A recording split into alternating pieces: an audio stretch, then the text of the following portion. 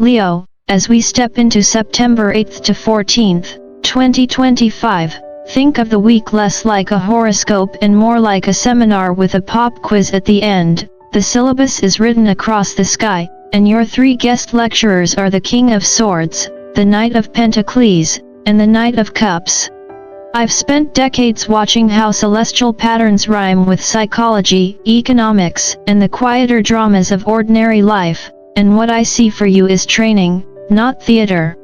The Knight of Pentacles opens class first. No velvet ropes, no spotlight, just steady effort, clean routines, and work that improves by the hour even when nobody claps. It is the discipline that builds courage the way muscle builds from repetition. Buddhists would call it right effort, a practice of showing up without attachment to applause.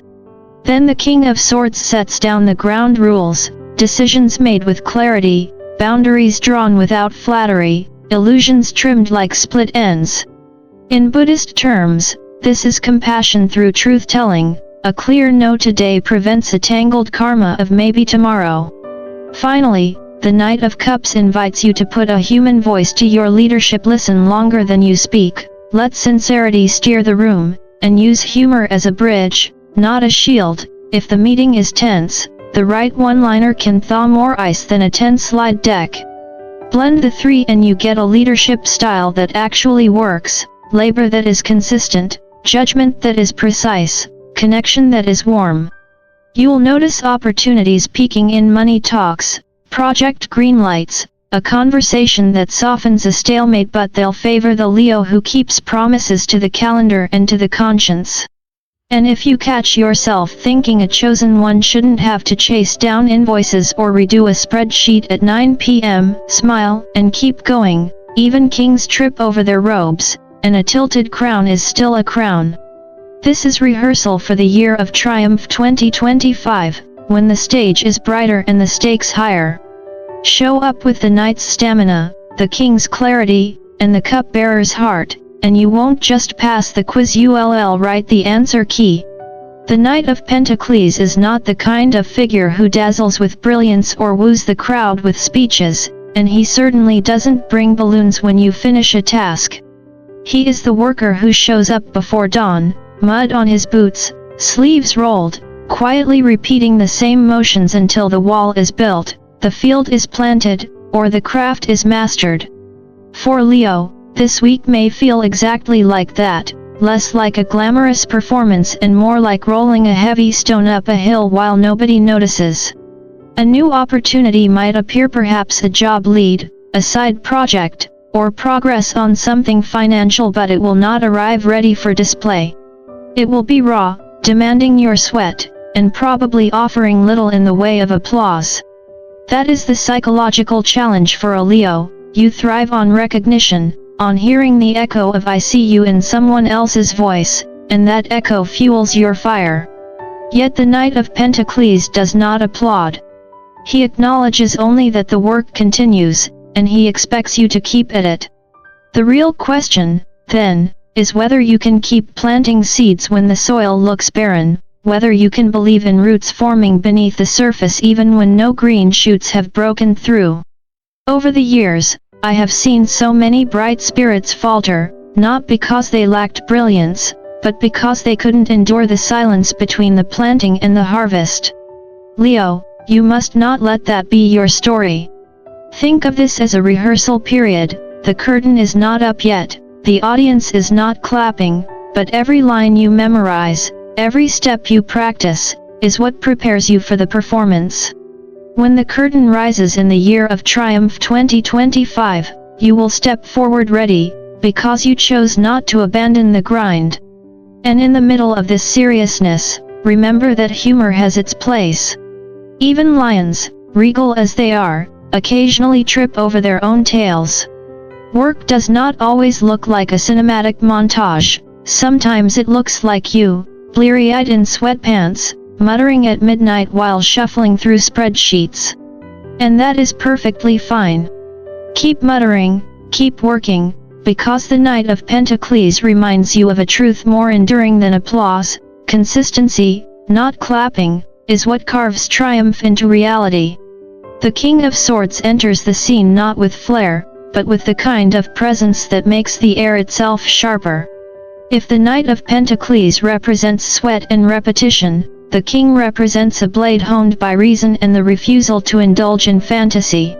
He is not swayed by charm, he doesn't tolerate excuses, and he has no patience for the games people play to avoid uncomfortable truths.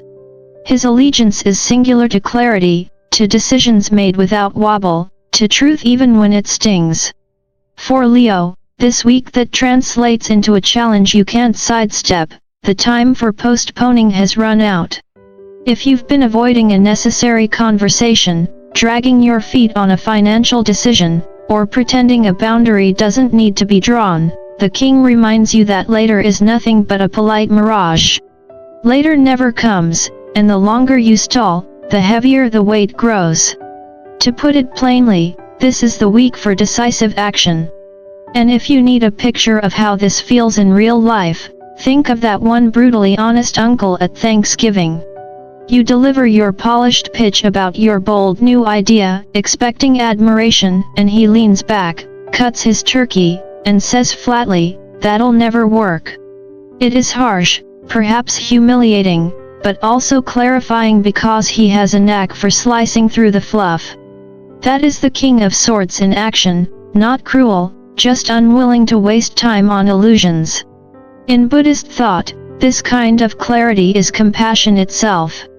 To see things as they are, without the haze of denial, spares both you and others the deeper suffering of lies allowed to linger.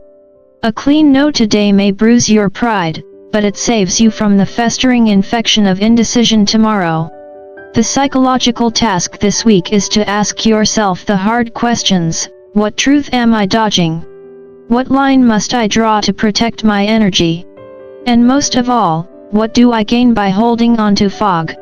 Remember that leadership for Leo is not about roaring louder than everyone else. Real authority is often quiet, precise, and rooted in discernment. Yes, I know this cuts against the grain of your nature. You prefer to preserve harmony when it suits you, or avoid tough calls if they might dent your image. But avoidance now is far riskier than confrontation. The King of Swords doesn't arrive to pick a fight, he arrives to cut the path clear so you can walk it with dignity. The Knight of Cups enters not with the clang of armor or the dust of the battlefield, but with a softer presence, one that reminds us that leadership is not only about labor and logic but about the art of connection. Where the Knight of Pentacles grinds and the King of Swords cuts with clarity, the Knight of Cups leans in with sincerity. He is the poet among warriors, the lover who believes that truth spoken gently can carry further than commands barked loudly. For Leo, this week may not look like a calendar of victories but rather a schedule crowded with conversations, some light-hearted, some startlingly vulnerable, and some that straddle the delicate line between casual banter and unexpected confession. It may begin with a networking call about business that slides into a conversation about burnout, or a dinner with friends that transforms into an unplanned therapy session. These are not distractions, they are the very terrain where the Knight of Cups calls you to lead. And the truth is, Leo, people already look to you in these moments. You hold the room without trying, but the question you must ask is whether your voice flows from ego or from empathy. This week, empathy must win.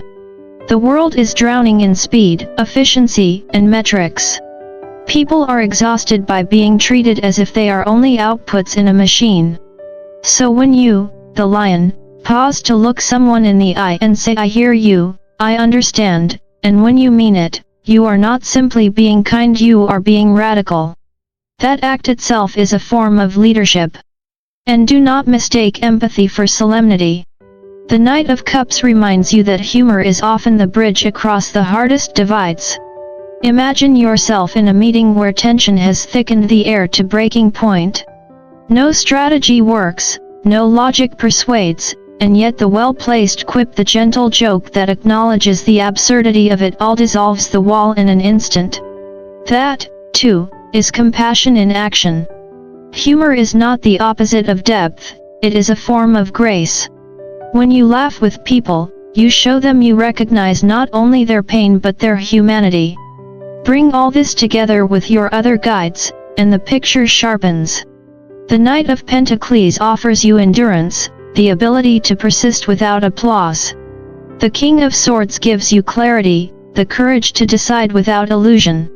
And the Knight of Cups gives you heart, the reminder that without sincerity, strength becomes tyranny and clarity becomes coldness. When you weave work, truth, and heart together, you achieve what psychology calls alignment, the outer life reflecting the inner fire. Leos who live in that alignment do not simply survive, they radiate. They inspire. They remind the rest of us that life is not meant to be lived in fragments but as a whole tapestry, threads of effort, decision, and compassion woven into one living design. This week invites you into that weaving.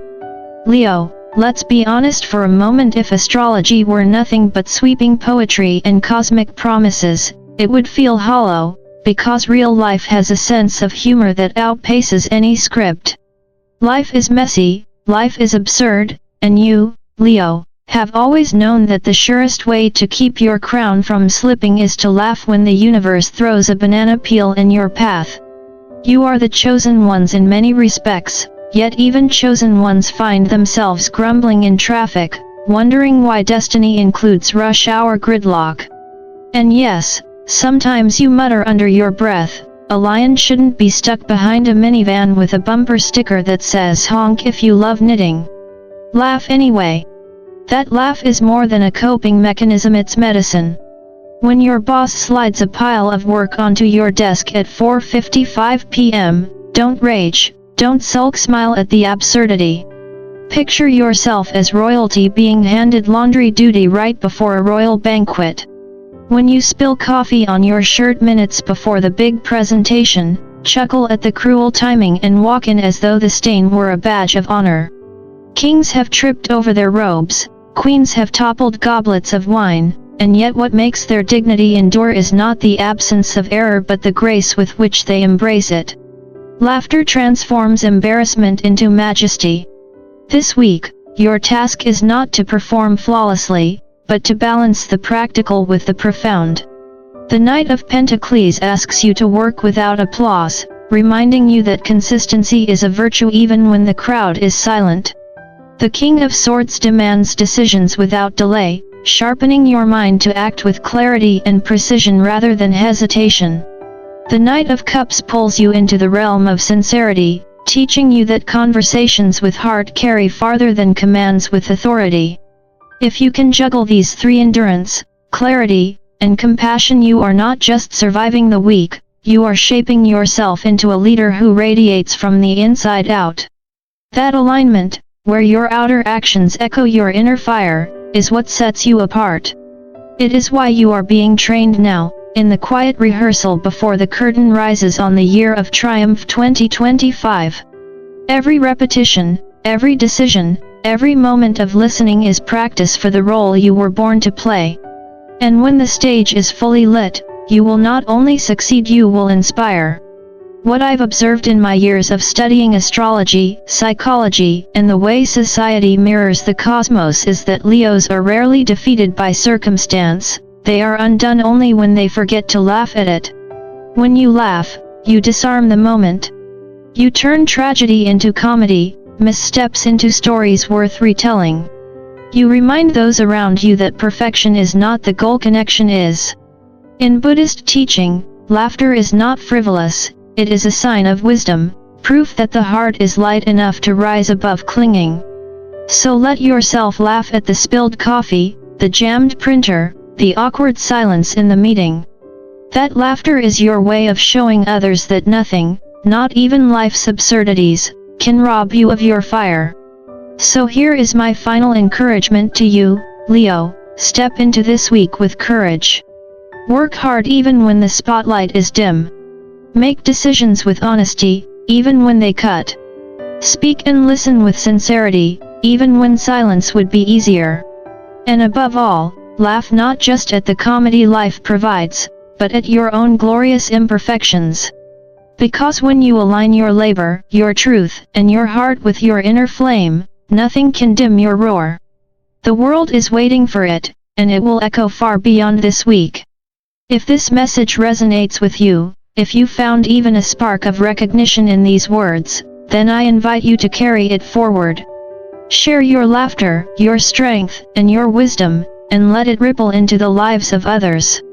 And if you'd like to continue walking this path with me, reflecting on the stars, psychology, and the art of living, support this journey by liking the video, sharing it with a friend, and subscribing to my channel, Zodiac Talks Tarot. Together, we'll not only read the stars, we'll live them.